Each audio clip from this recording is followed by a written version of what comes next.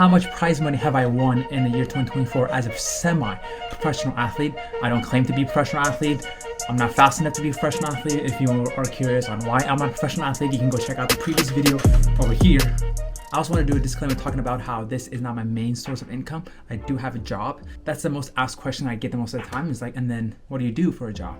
That gives you the flexibility to able to have the time to train with the professional athletes like Connor, Clayton, and do all that fun stuff. And so, for those of you that don't know who I am, my name is Cheney. I am the 22nd fastest man in America, and my job is I am the project manager / marketing director at a running company in Utah where we host a bunch of road races throughout the year. And so, yeah, the job doesn't really require me to be in office all the time and has a flexibility to work remotely. And so, yeah, that gives me flexibility in my training schedule, and so I can work whenever and I can train whenever. That's not always true. When we have races, I do have to be on site and stuff like that, but for 85-90% of the time, I have a lot of flexibility in my schedule. And so that does help in trying to become a professional athlete. And so it's very helpful.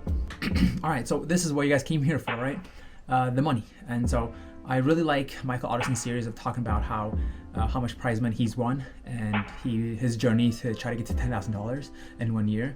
And I just want to put another disclaimer. I could probably make more money if I don't do the approach that I do. And the approach I do is I chase competitive fields and fast times. And so that tends to take away from the prize money because I tend to choose to race some of the fastest American distance runners there are. And so you'll see that some of these races that are local, I probably most of the time, 90% of the time win. And then there are races that I travel for and I enjoy to travel. And that's the whole point of running is I love traveling. And so I travel to some of these fast races and I get my behind just slapped and just taught a lesson here and there. And so, yeah, I choose that. And so to be a professional athlete, you have to learn to compete. You have to learn to lose. You got to learn how to win. And so I enjoy all three of those. I prefer to win and I prefer winning more money, but it's not about preference, you know? You have to wait your time and your time will come eventually. And so waiting for that time. And so let's get to the races. In 2024, I raced a total of 9 races. I usually race more, but in 2024, I dealt with 2 injuries, 2 bigger injuries than I normally had in the year before. And so that took me out for about 3 months. The first one was in March and the second one was in October. So they're like separated by a big chunk of time. Now that we have that out of the way, let's go through the year and talk about every single one and see how much money that I made. We won't really talk about how much money I lost in the process, but just think of this. I lost more money than I made. Just think about that. Okay. It's hard to think, top of my head, and so I have them all written down here.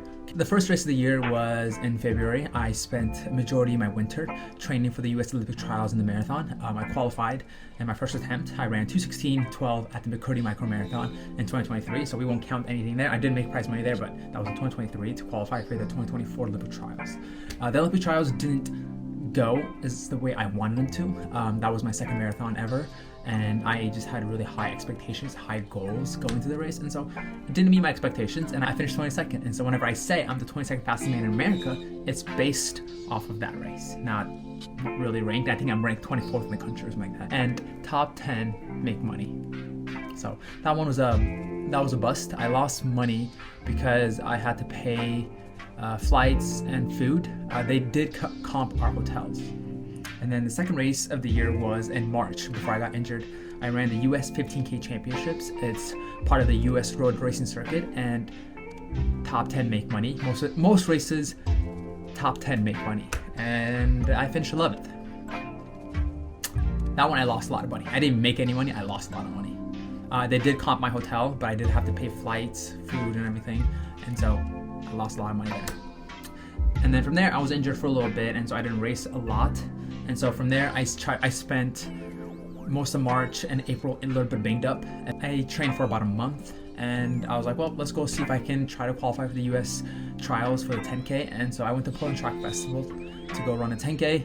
Didn't qualify, but I ran 28:54, 10 seconds off of my PB of 28:44 in the 10K, and qualifying that year took I think like 28:15, and so I didn't qualify. But did Portland Track Festival have prize money?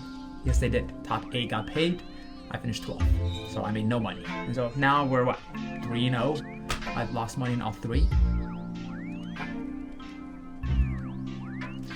So for that trip, I lost a lot of money. I paid hotel, I paid flight, I paid pretty much everything you can think of, food, and I also got a car rental because the track was so far away. So that race, I probably lost anywhere from $1,500 to $2,000 just going to that trip because I was ambitious and I wanted to try and see if I can qualify. And so yeah, that race, I lost a lot of money.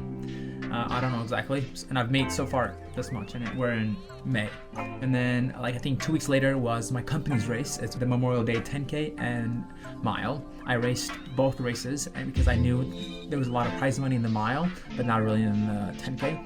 So I won both races and broke the course record for both races, and so I won $500. And so that was my first money that I made, and I had 0 expenses because it was 15 minutes away from where I live. And so it was just, yeah, that was my first win of the year and the first money that I made. And the second race came to the Missoula half marathon, and so I wanted to go on a trip to the national parks. And so yeah, I decided to go to like Tetons, and then I went to Missoula, raced a half marathon, and that's probably my biggest cash out I've ever had, I'm pretty sure.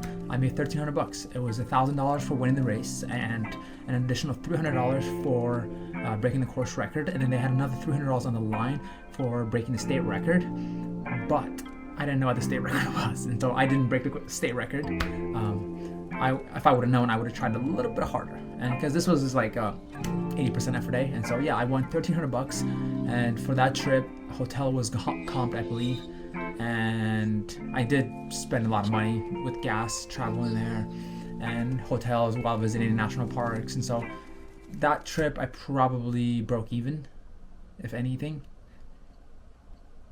And then the next race came 4th of July 10K. This one was in Provo, Utah, and this was a last minute decision. I didn't know if I wanted to race it, and so the night before I signed up, and I'm like, well, I need to do a workout anyways. And so I hopped in the 10K and won the 10K, and I'm pretty sure I ran 29:10. You can't show up to a Utah race and run 33 minutes and win a race. Any race that you enter in the state of Utah, it's going to be competitive left and right. The year before me, Clayton Young won the race, I think just like 5 seconds faster than I did. So yeah, I won $300 at that race, and I didn't have any expenses because it was like 10 minutes from my house.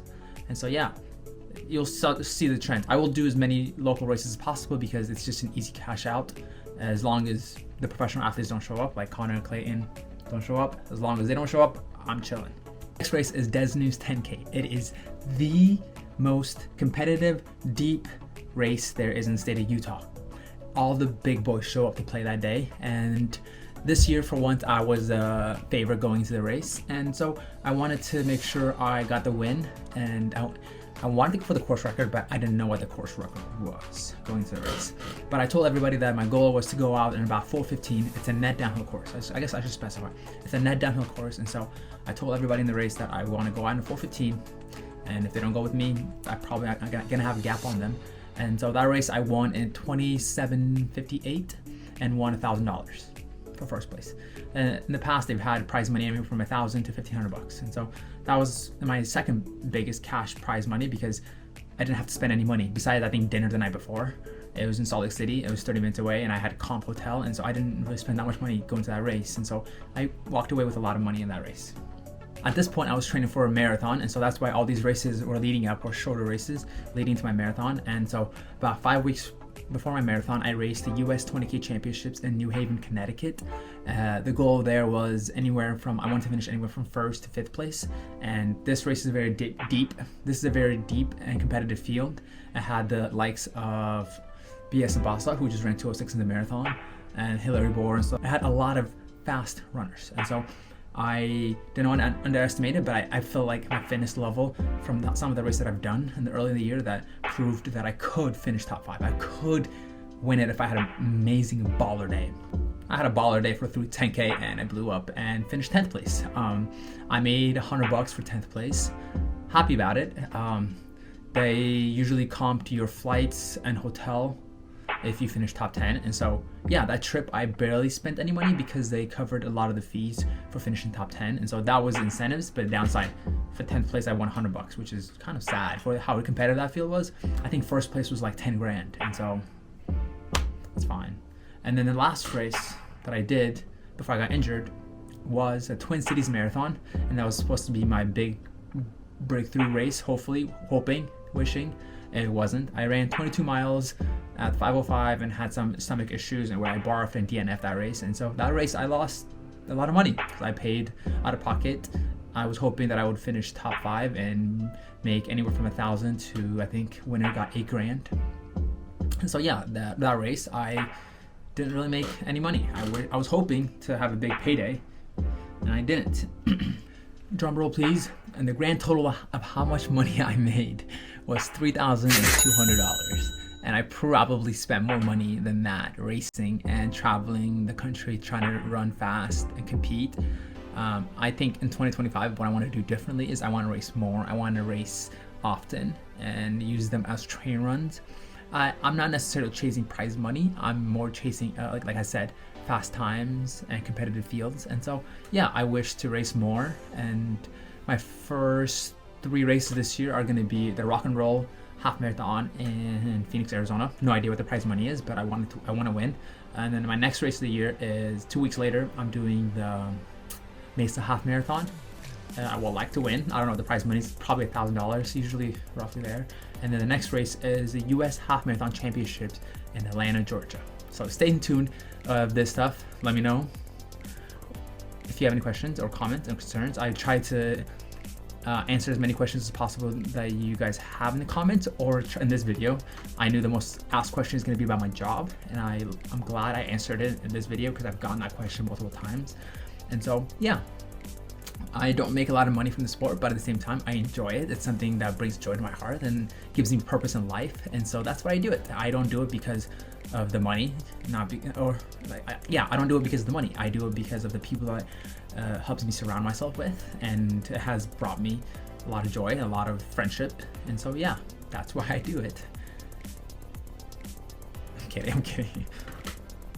It's truly changed my life. And so that's why I do it, and that's why I enjoy it. I don't do it for the money. Money's nice. It's a little addition, but I do it because I enjoy it. It's the same quote I did for motivation. I don't do it because I feel like motivated. I want to go do this. No, it's because I'm disciplined. I enjoy it. I love it. So I hope you guys like running, and comment below why you would like to run and what brings joy to you. It doesn't have to be running. It could be painting. It could be cycling. I enjoyed cycling at one point when I was injured. I enjoyed painting at one point. I enjoy a lot of things. But yeah, drop what you enjoy. Also, make sure to like, comment, subscribe, and I'll see you in the next video. As you can see in the background, these are all my medals from high school. Just my parents made these shelves and hung all my stuff when I went to college. And so yeah, try to make it my background to show off a little bit.